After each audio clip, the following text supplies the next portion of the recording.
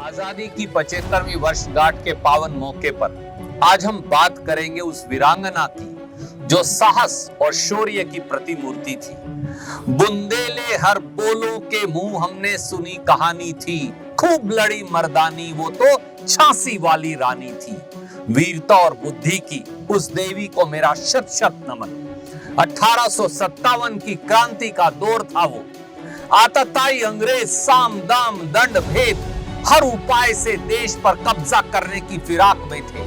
झांसी के राज्य पर उन्होंने यह कहकर कब्जा कर लिया कि राजा निसंतान स्वर्गवासी हो गए हैं। लिहाजा डॉक्ट्रिन ऑफ लैप्स के मुताबिक रानी लक्ष्मीबाई को अपना राज्य अंग्रेजों को सौंपना होगा।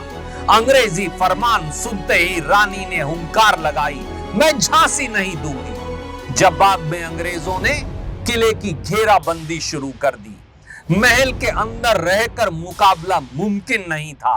रानी ने खुले मैदान में मोर्चा संभालने का निश्चय किया और अपने दत्तक पुत्र दामोदर राव को पीठ पर बांधकर घोड़ा किले से नीचे कुदा दिया। रानी के इस साहस और शौर्य के साक्षी बने आजादी के दूसरे रणबांकुरे। अंग्रेजों के खिलाफ सड़कों पर मां भारती के सपूतों का सिंहनाद गूंजने लगा। रानी का विजय रथ अंग्रेजों के नापाक मंसूबे को रोनते हुए झांसी से आगे बढ़ चला। कालपी का किला फतेह हुआ। ग्वालियर में अंग्रेजी साम्राज्य की नींव हिल गई। राव साहब तात्या टोपे, बांदा के नवाब जैसे क्रांति के दूसरे नायक भी रानी के साथ जुड़ने लगे।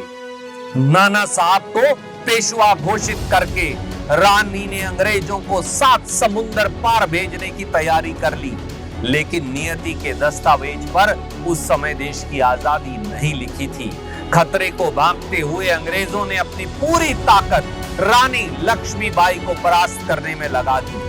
कोटा के सराय में हुई लड़ाई रानी लक्ष्मीबाई की आखिरी लड़ाई साबित हुई।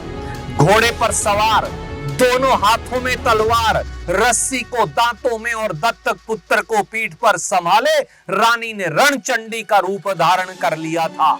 शत्रु सेना गाजर मूली की तरह कटने लगी।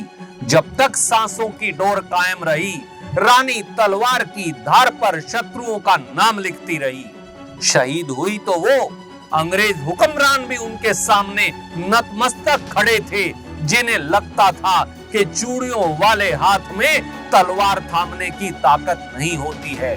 कर्नल मालेसन अपनी किताब history of the Indian mutiny में रानी लक्ष्मीबाई के बारे में लिखते हैं, अंग्रेजों की नजरों में भले ही उसने लाख गुनाह किए हों, लेकिन अपने देशवासियों और देश की मिट्टी के लिए वो दिल में रची बसी है।